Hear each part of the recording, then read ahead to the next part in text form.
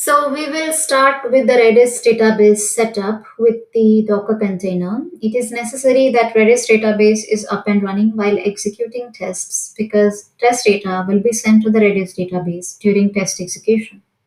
We will create the Redis database with certificate and key and the password. To generate the certificate and key for Redis database, we will use the Open SSL utility.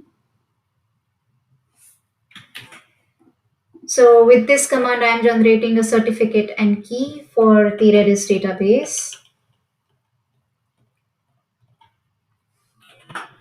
So this is the certificate and key file. I have already copied the certificate and key file in my repository directory. Now I will map this certificate and key files as a Docker volume to the Redis Docker container. So to run the Docker container for Redis, this is the command.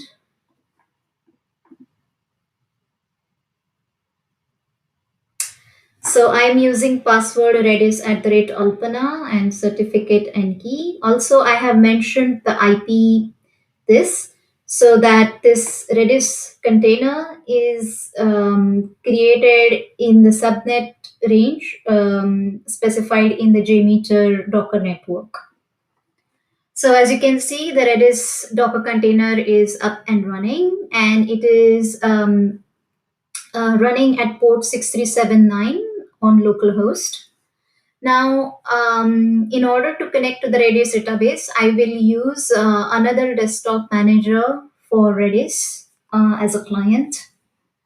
So to connect, I will specify the host localhost port 6379 SSL and the certificate authority key file. So this one. Okay.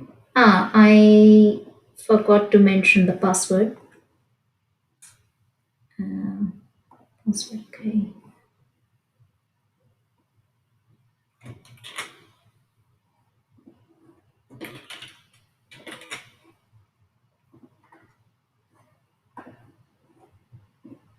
So as you can see, with the certificate generated and the password, you can connect to this Redis database on localhost port number 6379.